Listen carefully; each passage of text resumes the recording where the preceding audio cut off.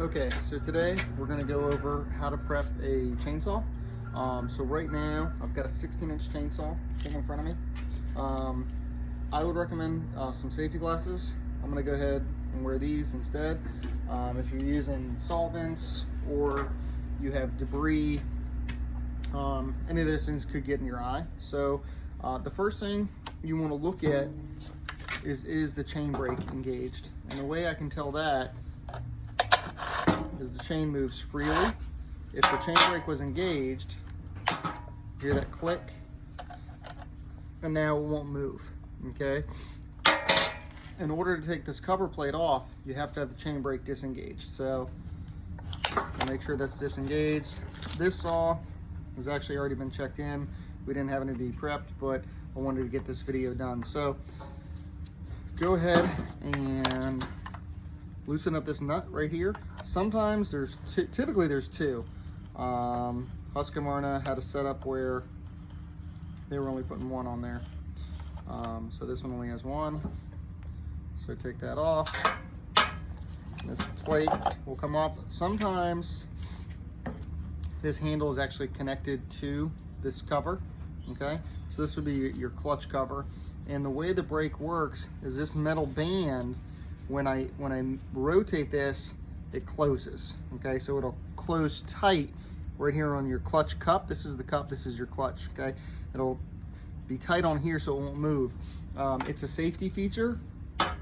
You can engage it two ways. You can go ahead and do this handle, okay? And then also too, the way you hold this off, you're cutting and it goes to kick back at you. The fact that it hits here will engage it. I believe some of the saws have like an inertia setting, so if it feels itself kind of like flip up like that, like it's going to kick back. So kickback is where when you come with a chainsaw, especially the tip can catch on something and it'll come back at the user, okay? So it's coming right back at your head, so you want to be careful.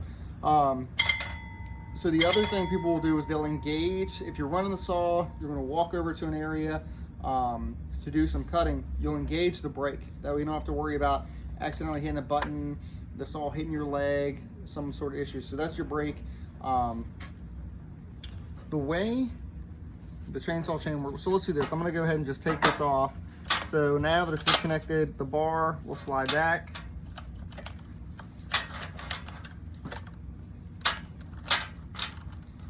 This should be out a little bit further. This guy will come through here and actually come off, okay? So let me show you. Now this kind of part, usually when these things come off rental, there's all sorts of dirt, nasty stuff in there, so you want to clean it out. That's why it's good to wear gloves.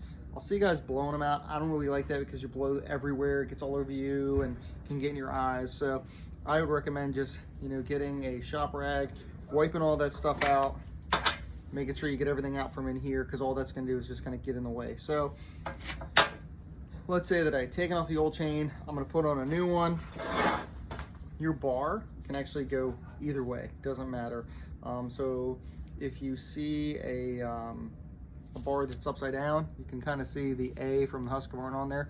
That's not a bad thing. Check the bar. They'll start to get kind of flared out here and kind of eaten away. This one here, it's kind of on borrowed time. We will run these things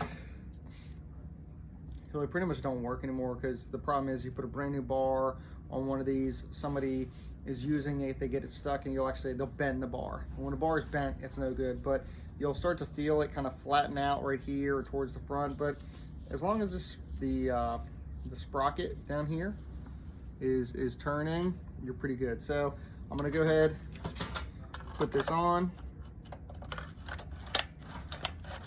and it'll slide forward and backwards. This is actually, when they talk about tightening a chainsaw chain, what you're doing is you're moving the bar forward, which is going to tighten it, okay? So the chains are directional, okay? You want to make sure that the cutter tooth goes this way, okay? Not like this. This is flat, blunt, it's not going to cut anything. So make sure that when it spins in this direction, your cutter teeth or what's actually going to go through there. So what I'll do, I go ahead and lay this one on top, okay?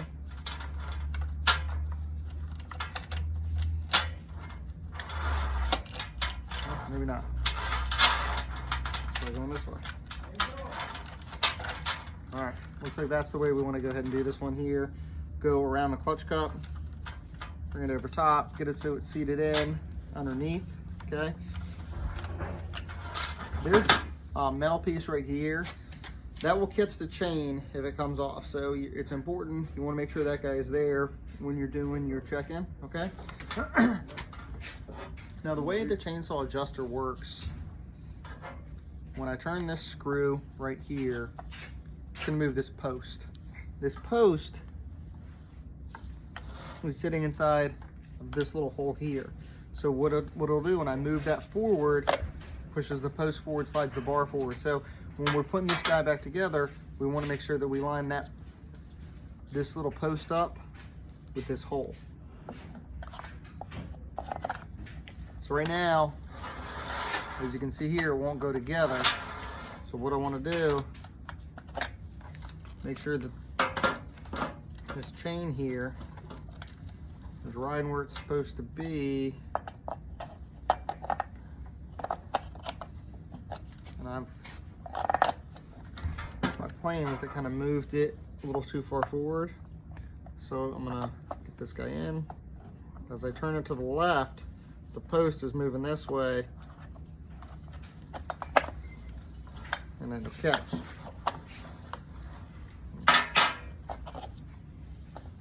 Yeah.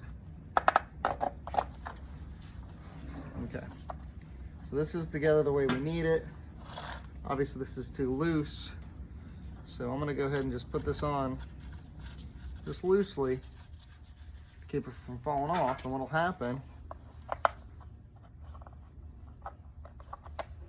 now that I'm caught in there, you'll see there's play right here. I can put my finger through it.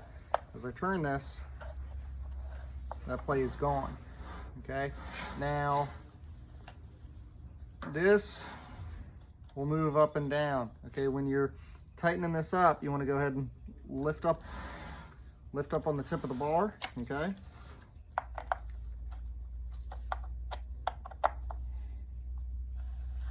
get this taut. Keep on lifting up on the bar because you don't want it to sag down.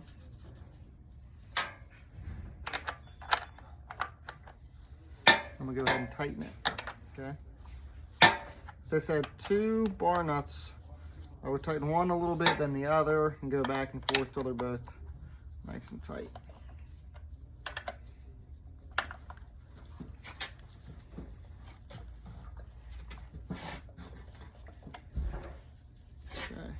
This guy a little test here.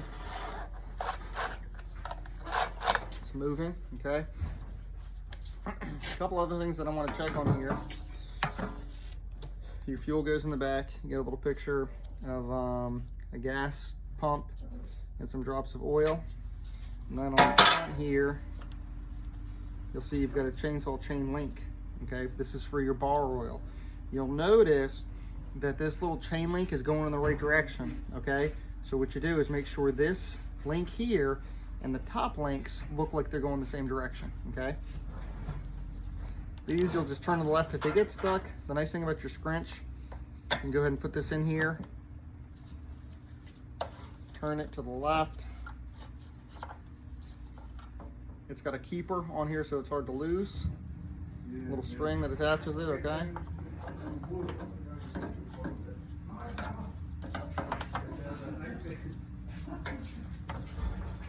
Same thing here, okay? Now, even though we're gonna send the customer out with bar oil and mixed fuel, we still top these off, okay? We've had guys in the past who didn't think it was important to top off the fuel or top off the oil because, hey, I'm giving it to the customer, they should know how to do it. That's not the case. We wanna make sure both of these are topped off. The way a chainsaw works, it cannot run out of oil before it runs out of fuel, okay? So as long as the fuel is topped off and the oil is topped off, you're good to go, run, cut everything. The bar oil is needed to help lubricate the chain, keep it from getting too hot, keep it nice and sharp, okay? We're gonna go ahead and start the saw up. You will see guys starting chainsaws a lot of different ways. You will see a drop start. You should always start a saw from the ground. When you do a drop start, it can be dangerous. Even if you have the chainsaw brake engaged, you know, maybe it's not working quite right. Maybe you accidentally hit it. It can cut into your leg. And a chainsaw chain does not, you know, cut, you know, like a sharp knife. It rips. Okay, so it's going to rip chunks of, you know, your body, someone else's body, somebody standing next to you, somebody walking beside you may not be totally paying attention to what's going on. A lot of times it's loud down here, and we have people who wear earbuds. We tell them only wear one, but sometimes we see people wearing two. We tell them not to do that. But if you start this saw up in the air, you're cutting, a guy walks by, you could easily cut someone. Now the downside is, because this chain has bar oil going on it, they're gonna have an instant infection. Okay, so it's not gonna be a clean cut like you'd have with the knife. You're ripping and you are embedding oil, maybe even like wood chips that could still be on there in the into that person. So the other things you would want to check up on top here, this cover will come off. We can take a look at the air filter. Is here. This one looks okay, but still, if this was a standard prep, I might give this thing a light blow off. It's back on top with the clips. You check your spark plug, the boot will come off.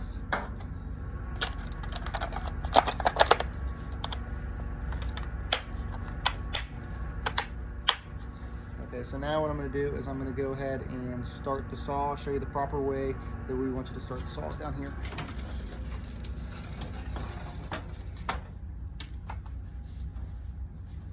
I'm going to take this saw, I'm going to go ahead and lock it. This is a primer bulb. You go ahead and hit this. I'm going to flip it up here. You've got this guy, which is a decompression valve. You can use that if you want. It's supposed to make it easier. I'm having a hard time getting an angle. So push this in, okay? Sometimes you'll see them, they'll be on the side of the cooling fins, okay? So hit my primer. This thing says to do it 6 times. And then I've got my different positions. Like right now it's in the run position. This is gonna be stop. So push this down, it automatically goes to the run position. Choke on this saw is up. There's a little 1 right here. It won't go up, so I have to pull it out and go up. Sometimes, especially on your bigger saws, it'll be a bigger lever, either gray or blue, that you pull out. When you're starting an engine that's cold, give it a few pulls with the choke on and then take it off. If you give it more than 2 or 3, you're most likely gonna flood it and not get it going again. So I'll pull this a couple times with the choke on, it'll pop, I'll take the choke off, it'll be ready to go.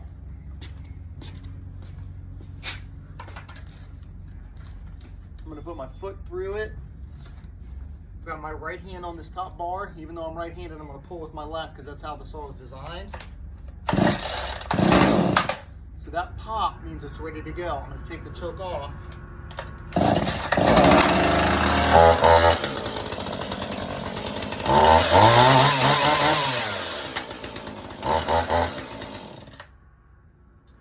So I always test the brake. That's why I had pushed this saw forward to make sure that it would stop. Disengaged, engaged.